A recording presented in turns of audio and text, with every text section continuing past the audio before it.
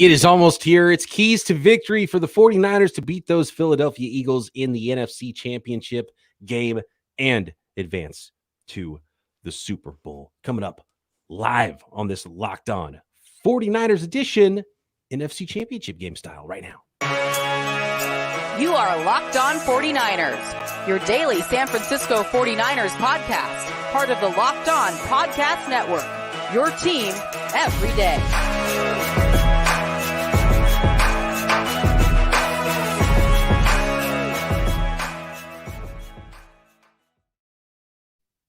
Welcome to Locked On 49ers. Brian Peacock and Eric Crocker with you once again at BD Peacock, at Eric_Crocker on Twitter. Thanks, everybody, for making us your first listen on the Locked On Podcast Network, your team every day. Today's episode of Locked On 49ers is brought to you by LinkedIn. LinkedIn Jobs helps you find the candidates you want to talk to faster. Post your job for free at linkedin.com/LockedOnNFL. Woo! This is gonna be a test, Croc. This is gonna be a physical test. I think the more I look at this football game, the way these teams are matched up, the way the offenses and offense and defensive lines have been a priority. These teams have built from the inside out, and then added playmakers on top of that, on top of that formula. And I can't wait for this one, man. This is gonna be so fun, NFC Championship style. Thanks everybody jumping in on the live stream. I want to hear what everybody else's keys to victory are in this one. Croc, before we go any further, I want to get started with one thing that I think is so key to this game. And I talked about the physicality. And as somebody, let me call out somebody on Twitter who has put it well. Let's see. It was Niner Nut on Twitter, at Niner Nut, said, keys to victory, the one thing this team that to beat Philadelphia Eagles have in common, physicality. Niners got to grind this one out. And I totally agree with Niner Nut on that one. The 49ers got to grind this one out. And I think there was something really interesting that happened that I just saw yesterday. And it was part of the post game with Kyle Juszczyk on the field against the Cowboys, Croc. And he said that basically they told Kyle, quit screwing around. Let's go right at him. And we saw that in the second half, how the 49ers started getting things going on the ground, being physical. Mike McGlinchey was like yelling in people's faces, blocking multiple dudes on every single play. And we saw some of that brand of playoff football we've seen from the 49ers in the past. And it's what helped put the Cowboys away. And I thought this was really fascinating. And it's why I put Kyle Juszczyk flexing in the thumbnail of this video on YouTube, because I think it's fascinating that he said that and that worked better than all the misdirection stuff. And he's like, quit screwing around trying to trick them. Let's go right at them and beat them and run it down their throats. And that's exactly what the 49ers ended up doing in that game. And I wonder if they might get back to that mentality a little bit earlier in this game against the Philadelphia Eagles, as good as they are up front. Yeah, there's definitely a chance, because as good as they are up front, it sounds like the weakness of this defense is their run game. Right. And the one thing for a team that really can't defend the run, for a team that can and wants to implicate a lot of their passing concepts off of run actions or run fakes, I think that bodes well for the San Francisco 49ers. Right. If you can get the run game going, then all of a sudden the play actions just work a little bit better. Right.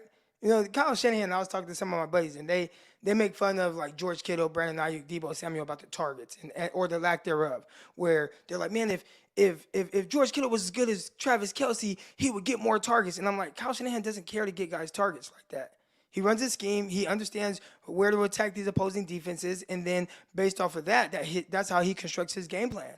And a lot of it surrounds being able to run, and then a lot of schemed up stuff off of that. But not because guys have the inability to win one-on-one type reps, but it's just how he wants to win. And if you look at this Eagles team and they allow the 49ers to get going on the ground early, well, what's going to come off of that? The play action. Think about why the 49ers kind of started, I don't even want to say started slow. Kind of the whole game, it was kind of hit and miss as far as the offense moving the ball against Dallas Cowboys. Well, they struggled to kind of run the ball early on. Christian McCaffrey, first down, picks up 2 yards. First down, picks up 2 yards. Well, now you're playing behind the sticks, and it's a little more difficult to really kind of sustain those drives, because that's not their game. Even with Brock Purdy, it's not a drop-back passing game. So can you get those run fakes going, run actions going? A lot of that's going to be going off of being able to run the ball. And they're not the best team at defending the run. So I think that thought of being able to just run at them. I think you need that. And if 49ers can do that early, that can be some really good things for them off of that.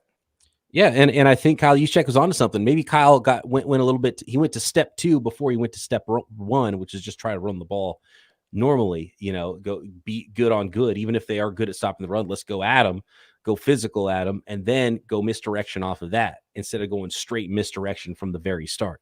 And it's interesting how they started both playoff games. The first playoff game against the Eagles, they came out throwing. Christian McCaffrey didn't touch the ball until the second series, and he had the 160-yard run, and then and didn't have a lot of success after that because then the Seahawks were really doing everything they could to stop the run. So Kyle came out throwing in the first game against the Seahawks. Then the last game, he came out with a lot of misdirection stuff, kind of moving horizontally, and it almost played into the hands of the Cowboys because, and I know some people pointed out that Micah Parsons, his numbers didn't look great in the box score, but I thought Micah Parsons was really effective in that game and was all over the place. And part of it was not because he was beating Trent Williams one-on-one in pass rush reps. It was because he was actually exiting away from Trent Williams quickly to try to cover things laterally and set the edge and make sure the 49ers couldn't get horizontal on the Cowboys, no matter what they were doing misdirection wise. And I thought that was a pretty good game plan against the 49ers. And so we'll see how quickly they go to the ground game in this one, but I think it's a huge piece of it because it's how it's in the 49ers DNA to run the ball, and it's the biggest weakness of the Philadelphia Eagles, right? So to me, number one key to victory, run the stink of football, be the 49ers that we know under Kyle Shanahan. Yeah, and Gio yesterday talked about it with the guys on the outside for them. We know Darius Slay, he can play at a high level and he can take the ball away and will if you target him enough times. James Bradbury, he's had a terrific season this year. So, just thinking that you're going to drop back and throw the ball, and obviously that's not really the 49ers style anyways, you don't want to get into that type of battle. You want to be able to run the ball and do things off of that. And I think that's where if there is an advantage for the 49ers, it'd be right there.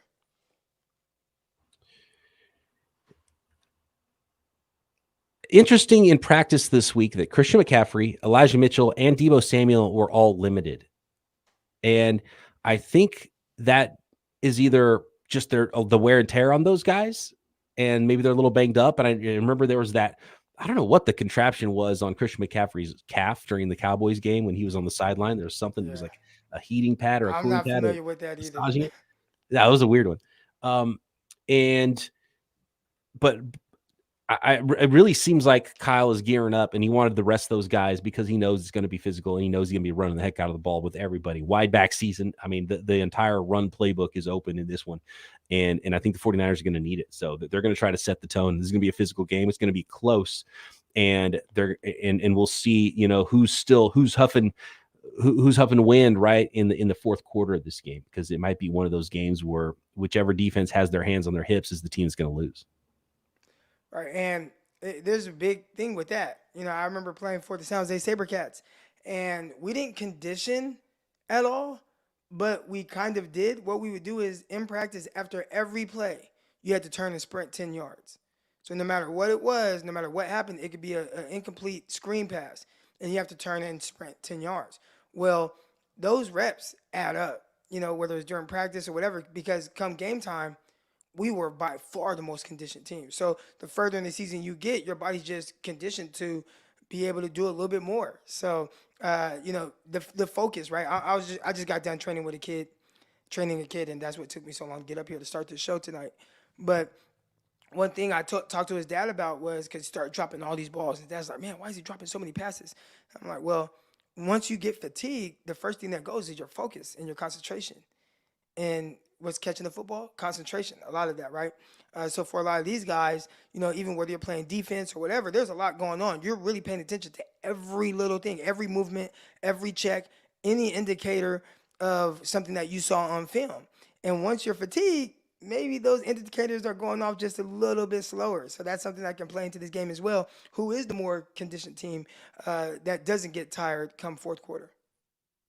And I think that plays into the 49ers' hands somewhat, but it probably the Eagles probably think that plays into their hands a little bit as well.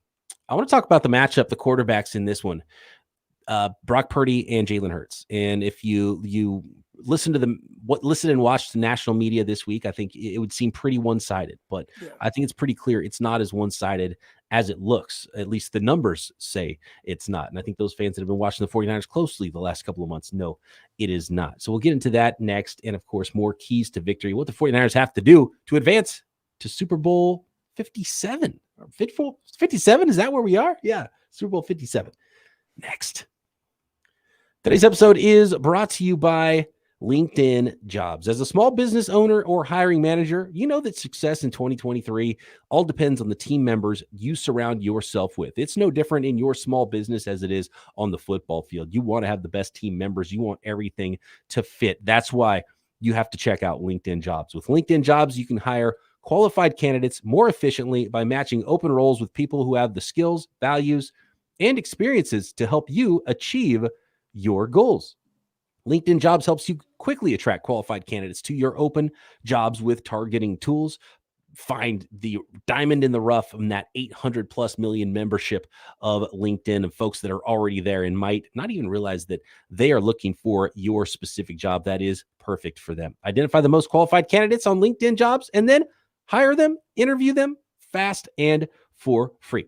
LinkedIn Jobs helps you find the qualified candidates you want to talk to faster. Post your job for free at linkedin.com/lockedonnfl. That's linkedin.com/lockedonnfl to post your job for free. Terms and conditions apply. Thanks once again, everybody, and all year long for making Locked On 49ers your first listen every single day. Make sure you check out everything else the network has to offer, including the Peacock and Williamson NFL show, Locked On NFL, Locked On NFL Draft, tons of great shows on the network. You can even get insights on opponents as well and check out the opponents shows. I know a lot of folks enjoyed listening to Gino Camilleri this week on the crossover podcast. It's always really nice to get information on the other games too. And the AFC side, go listen to James Rapine and Jake Lisco of the Bengals, Locked On Bengals crew, and the Locked On Chiefs as well. Really get a lot of insights about the games this weekend. Get informed by the local experts who know the teams the best. Locked On NFL available on YouTube and wherever you get your podcasts. Hey, Peacock, I did want to address one thing in the chat. I see one of the guys here, and it's Jason. He says, Croc always look preoccupied. And the tough thing about podcasting, man, you know, is real out here. And my wife, she's out of state right now. She's in Arizona. So I'm on daddy duty with my daughter. And if you can see right here underneath the glass table, I have a little kid here. My daughter. What in the world? I know, right? My daughter. There's a child under there. There's a child under there. So if you guys see me look down or something, it's because she's right there. Just, I don't know what she's doing. And everybody, let us know if Croc's audio is good, because I know I've seen Pickle behind the scenes, like doing the 1s and 2s on Croc's mixer there. So I don't know if any settings are messed up. I think everything sounds okay. Yeah. Oh, dude, I know the dad duty. Yeah, it's rough trying to get a podcast in, especially a live podcast. You can't pause if something crazy happens. And it's a lot of fun. So Jalen Hurts is obviously a really good quarterback. He's come into his own this year. He's been part of the MVP conversation, and look, he still could get MVP of the NFL. And to be honest with you, I think it helped his case. And I think probably with voters it hurt, but to me personally, it helped his case to see what the Philadelphia Eagles look like with Gardner Minshew. And then when Jalen Hurts came back and see what they look like there, and obviously dominating the Giants last week in the playoffs. Jalen Hurts is a really good quarterback. And I think that's the obvious key for the 49ers on the defensive side of the ball, is keeping him in the pocket. Don't let him run wild on you and score touchdowns, and especially get big first downs on those third downs. And those are back-breaking plays against the 49ers defense. And they've got to try to contain him as much as possible. They're going to have a rush plan, I'm sure. They're probably going to spy him at times. And, you know, you can't also pay so much attention to your quarterback that A.J. Brown and Devontae Smith and Dallas Goedert are running free on the back end too. So it's a task, and this is a really good football team, and they're good at running the ball, and the quarterback, Jalen Hurts, is a big part of that. And they got a ton of playmakers. So obviously that's really huge for this. But one thing I've seen a lot, Croc, is I don't want to say disrespect, but it's almost like there's a lot of folks, especially in the national media, who haven't watched the 49ers under Brock Purdy and don't really understand what the 49ers have done there, and don't believe that Brock Purdy is for real. just because of basically he's a rookie and he's a 7th-round pick. And I understand that part of it. But if you watch Brock Purdy play and you look at the statistics, Brock Purdy has been as good or better than Jalen Hurts in most ways. And I know there was a certain meme that was floating around this week that was, basically an infographic showing all of the stats in the last 7 games, which of course 7 games is Brock Purdy's entire career. So comparing that to the last 7 starts of Jalen Hurts, both quarterbacks are 7-0. Passing yards almost identical, 234 to 234.9. Completion percentage 64.8 for Jalen Hurts, 66.7 for Brock Purdy. Passing touchdowns 10 for Hurts, 14 for Purdy, 3 touchdowns, 3 interceptions for Hurts, 2 interceptions for Purdy, about 7 rushing touchdowns for Hurts. So total touchdowns, Hurts is 1 up on him, 17 to 16, and passer rating, Brock Purdy way ahead at 116. In fact, that's the best in the NFL over that span. And Jalen Hurts still pretty good, 96.8 passer rating. So look, Jalen Hurts is a really good quarterback, but just to say that because he's a 7th-round pick, that this is some huge advantage for the Philadelphia Eagles. I mean, the stats don't tell that story. If you watch the film and you watch what the 49ers have done with Brock Purdy, that doesn't tell you the story either. Now, maybe this is the game, but Croc, we've talked about it every single week. We're done expecting him to come back to earth and there be the game where he turns into a pumpkin, because how many games do you have to watch to believe Brock Purdy is Brock Purdy? Like, he's been the same guy every single week, even if the numbers aren't exactly the same every week. I think what they're saying is this, right? Now, and I'll ask you this question and you can answer it honest, right? If I said right now, you could swap Jalen Hurts for Brock Purdy, would you do it? Would you plug Jalen Hurts into this offense and like swap him for Brock Purdy? I'll put it this way. I think both teams would be worse if they played for the opposite team this week. Oh, you think so? Yes. I do not think the 49ers would be worse. Because of now, I'm saying if they swapped the teams this week. Now, if Jalen Hurts went through training camp, is with the team all year, been with the team for 3 years, then sure. But the first 7 games of Jalen Hurts' career weren't as good as the first 7 games of Brock Purdy's career. You know what I mean? What is Brock Purdy going to look like in the future? Brock Purdy fits Kyle Shanahan to a T. I think that's a really big part of it. I think it's a huge thing with Christian McCaffrey. Christian McCaffrey fits Kyle. Christian McCaffrey is Kyle Shanahan's dream player. And remember way back episodes before the Niners traded for him, and people like to get on me because I said don't trade for a running back. I said there's no doubt in my mind Kyle Shanahan loves Christian McCaffrey, and I predicted that Christian McCaffrey would be on the 49ers next season after getting cut post June 1st from the Panthers because of his contract. Do you remember this? This is earlier on in the season. Yes. And like Christian McCaffrey is the perfect player for Kyle Shanahan, such a perfect fit. And Brock Purdy as a quarterback is also really perfect. He's like a little bit more athletic version of Kirk Cousins, and everything that Kyle Shanahan loves about Kirk Cousins. Similar thing with Brock Purdy, right? Gets the ball out on time, trusts what he sees. I always go back to that first interview after I think it was the Buccaneers game, where in the press conference after the game, the reporters are like, basically, Brock, why are you playing so good right now? And he's like, I'm just doing what coach tells me to do. You know, coach says this is open, this is the read, and I do it. I don't know. And he trusts what he sees. It's so great.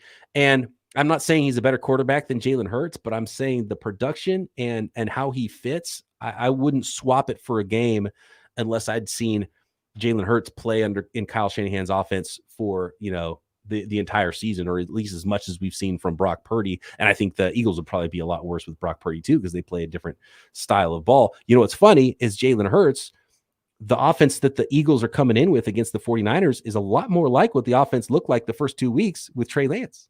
Correct. I think Brock Purdy works extremely well for Kyle. But if he had his choice, we're talking about right now, Jalen Hurts, I think he would choose Jalen Hurts. And he kind of told us that when he said that, I love Kirk Cousins. And he talked about all these things that's great about Kirk Cousins. But he said, that's not my ideal quarterback. I want the biggest, strongest, fastest guy that can play from the pocket. And that's more Jalen Hurts than it is Brock Purdy. So I think that's what the media is basically on teams that are pretty evenly matched in the sense of talent, right? Like they're both stacked. They're both loaded. They're just looking at it like, well, where is the difference in this game? And for them, the difference, even though Kyle has been able to have a quarterback that plays very well, they just think Jalen Hurts is the better quarterback. So I think that's where they're coming in at. Now, again, a year ago, 2 ago, we definitely wouldn't have been saying that at all.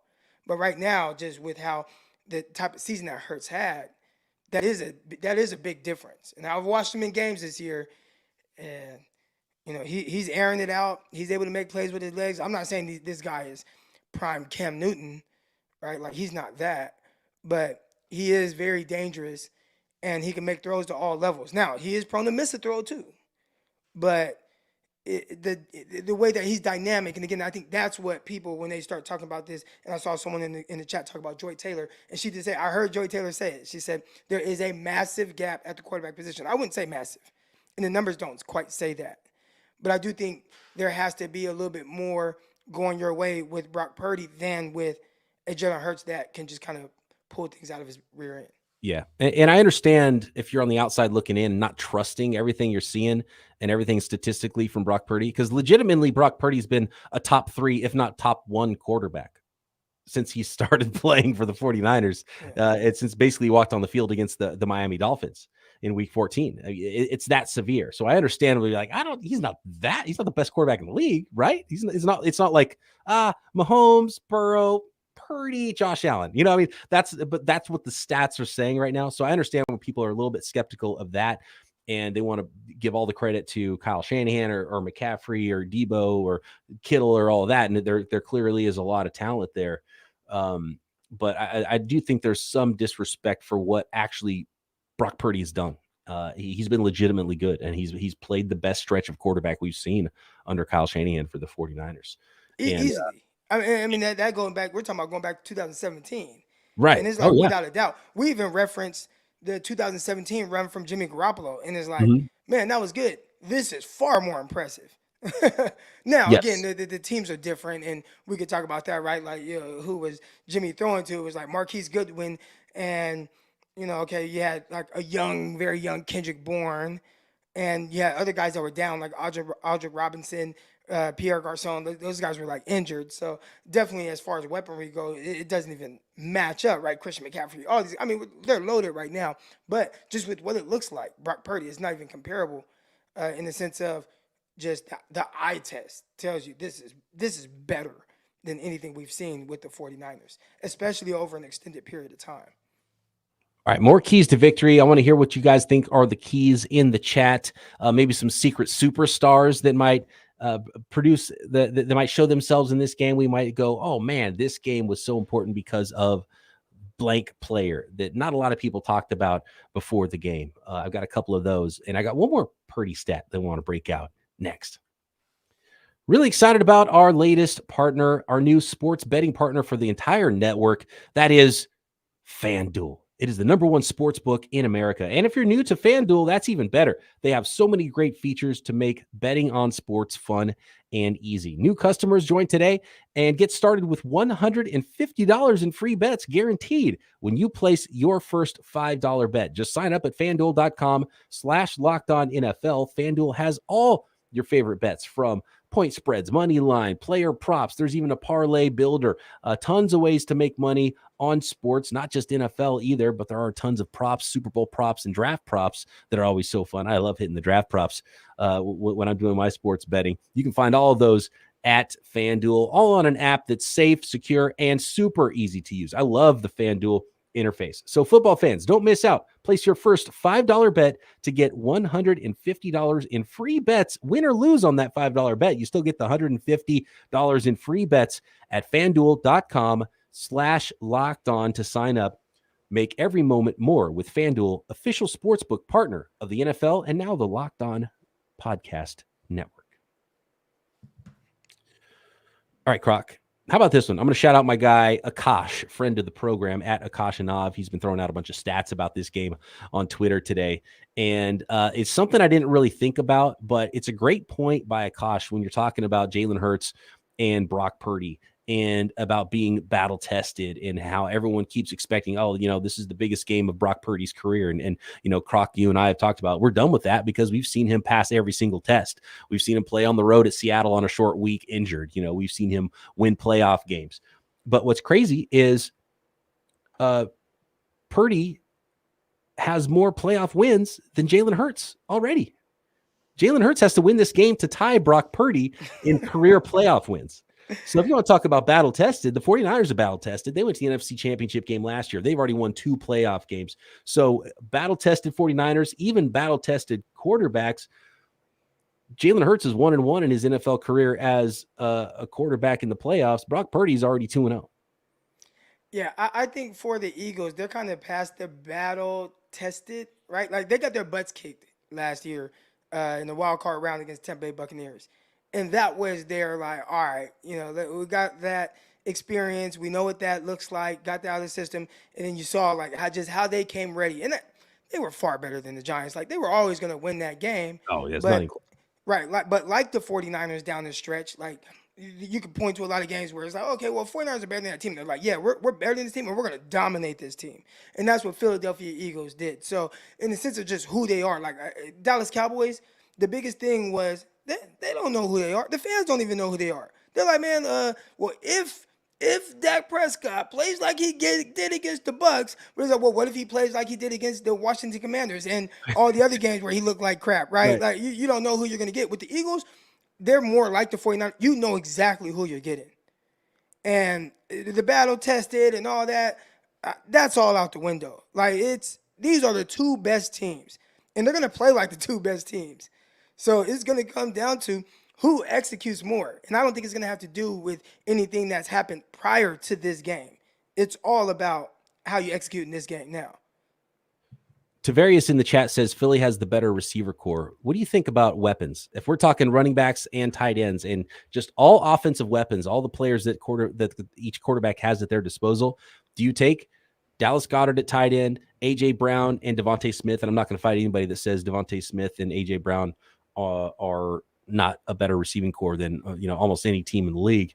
But the 49ers are really good there as well, right? Just very different style of players. And you got Sanders at running back, right? When you look at the 49ers group with Christian McCaffrey and Deebo Samuel and George Kittle and Brandon Ayuk, I'll give you that Philly has the better classic 1-2 wide receiver punch. But when you consider all of it, running back, tight end, wide receiver, I still think the 49ers have the better group of pass catchers. I don't know. I don't know about that. Would you agree that it's even if you like Philly more, and I'm not even saying the 49ers have that much better, I'd say it's really darn close. I think they both have a lot of weapons to where you're not going to stand up and say, oh, this team has such a better group than this team. So that's why I push back a little bit saying they have a better receiver core. Okay, that's 2 players, but I'm talking about 5 players on the 49ers offense. I'd say if you give me the peak of that player, right, like whatever their peak is, then I would say, yeah, the 49ers have the better group. I think the tough thing is the 49ers production from their players, for whatever reason, whether it's the scheme for that day or whatever, it really drastically dips, where with the Eagles, it doesn't. So I think that's kind of the bigger difference, right? Like in this game Sunday, anybody for the 49ers can be the hero. Any one of them. And on that game, they can be the best player on that field, especially when you look at George Kittle, Deebo Samuel. Like if you told me coming out of that game, you felt like George Kittle was the best player on the field or Deebo was the best player on the field, I would say I 100% believe that.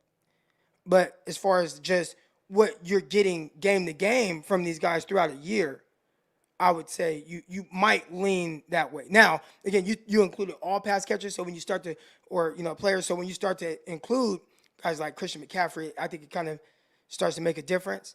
But if you're just saying like top 3 guys, right now, that would be tough because I like both these groups. Yeah, I know. I think you got to go with the Niners. I would go with the Niners. But again, I'm going with the Niners, the peak of those guys. I don't think that they are as consistent every game for whatever reason. And I think it has to do more with Kyle and him not force-feeding certain guys. And I think there's a bonus to that in that it can be a different guy every week. So if the team is shutting down one certain thing, you can go with another angle. And we've seen that in a few games with the 49ers where it'll be a Ayuk game or a Debo game or a Christian McCaffrey game or a George Kittle game. And I think that's a really powerful thing to have. And you never really know what it's going to be. And even looking at this game, you feel like it should probably be a Christian McCaffrey game, but you never know how it ends up. Blake says maybe it's a Kyle Juszczyk game. I love it. I don't know. Not a Kyle Juszczyk game, Croc? I mean, I don't know. Is it a 21 personnel game where Kyle Juszczyk's on the field a lot? Are you okay? AJ Brown and Deebo Samuel. I mean, I guess their usage is different, but they were two guys. I mean, it was like splitting hairs with those guys coming out of college. Who was the better? Matter of fact, I had it labeled like 2A, 2B. Like those guys were interchangeable. And right now, it was DK for you, and then those DK two guys were 2 and 3. Yeah, those guys were 2 and 3, and I flopped them all the time. Right now, I would flip-flop them all the time as well. I don't know which one. Like I feel like on any given day, I could say Deebo is better, but AJ, man, he's so consistent. He's been the more consistent player throughout his career, and it could be just because of health. I think he's been on the field more. Deebo's had some injuries here and there. Yeah, but man, I mean, he's a 1,400-yard receiver this year, and then you have Devontae Smith, who, he's 1,300-yard receiver this year. I mean, dude is just smooth, man. I like Devontae Smith a lot. Those guys are, they're legit. They're dangerous. They're tough. I'd probably have AJ Brown over Deebo and DK Metcalf now. And it's funny because all three of those guys are so different. Like, could you imagine Deebo and DK on the same team? It's almost like they don't play the same position because they're that much different. But AJ Brown's got a little bit of both of them, and he can win in so many ways. I think that's why you'd probably give the edge to AJ Brown. Yeah, and I think Deebo could be more of that, but I don't think Deebo cares to be. Just listening to him talk, it sounds like he feels like he's so unique. Yeah, he's like, I don't have to work on those things. It could be a Deebo game too, man. I feel like playoff Deebo's different. He turns up a new gear. I was listening to his mic'd up this week, and he's built a certain way. I like Deebo a lot, and I think Deebo's a guy you got to get the ball into his hands as much as possible in this game early. And it doesn't have to be wide back style, slants, whatever it is, screens. Set a tone early with your most physical guys.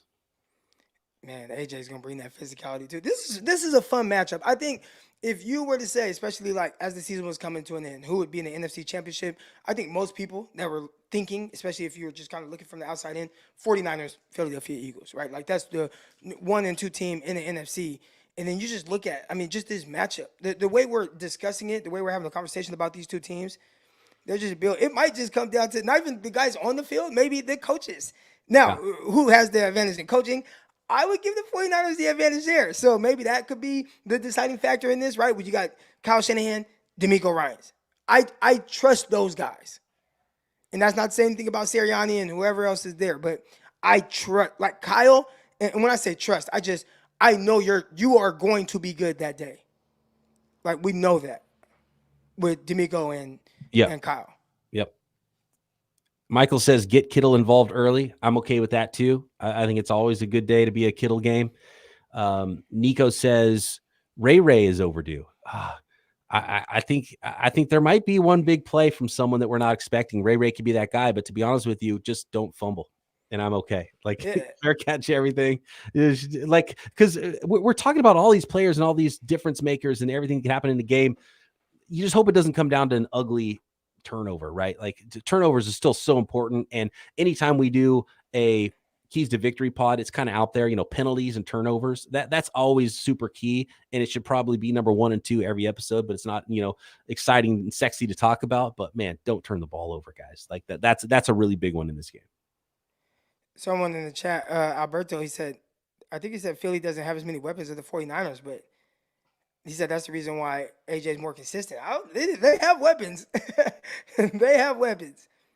I could buy that. It's like, for example, what would Kittle's numbers look like if the 49ers didn't have McCaffrey and Deebo, right?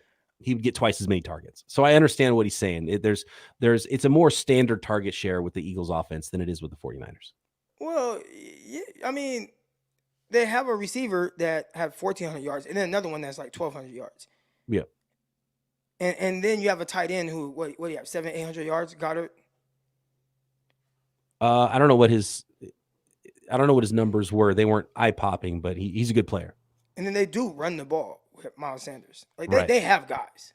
They run a lot with the quarterback too. It's not like the 2016, 2015 Atlanta Falcons and it's like, we are going to Julio Jones no matter what. And every once in a while, somebody else get a little something. You get a little piece of the pie. I've seen a lot of Jordan Mason as the secret superstar in this game, the closer, as some people call him. Wow, Goddard missed 5 games and still had like 700-800 yards. See, that's. I think one of the keys too, and I think it's a big one for the Eagles with the way they play, and it certainly helps with the 49ers is, and it'll be huge for the 49ers to make the Eagles one-dimensional. And so getting an early lead is huge. So I wonder if Kyle's going to be more aggressive early in the game, try to throw for points early, and then lean on the run game if they can get those points. I think that's really big for both these teams to make the opposite team more one-dimensional and let the pass rushers eat. Going back to another stat from Akash, by the way, shout out to Akash. Got to have him on the show soon. Definitely talk to him in the offseason here on the show. So we talked about pressure rate yesterday with Gino and how the Eagles were so far away ahead in versus the rest of the league. I think they had more sacks, 70 sacks this year as a team. 49ers were in the 40s. I think they had more sacks than we've seen in like 20 years, something crazy like that. But pressure rates this year, the Cowboys actually led the league in pressure rates at 40.7, even more than the Eagles. And guess what? The 49ers did too. The 49ers had 36.3 pressure rate. The Eagles pressure rate was 36%. So the Eagles are like, they had a great record. They're playing with the lead a lot. So I think even though their pressure rate wasn't number one, they were getting home a lot and getting sacks a lot because they were playing with a lot of leads. And I think that's really key to the way the Eagles play when you run the ball a lot. And I think it's probably pretty key to the way the 49ers play. We've seen a lot in the last, really the last 3-4 years. Yeah, I think to kind of slow all that down, the best thing for the 49ers to do, especially when we're talking about keys to victory, stop the run, which they do, right? 49ers stop the run.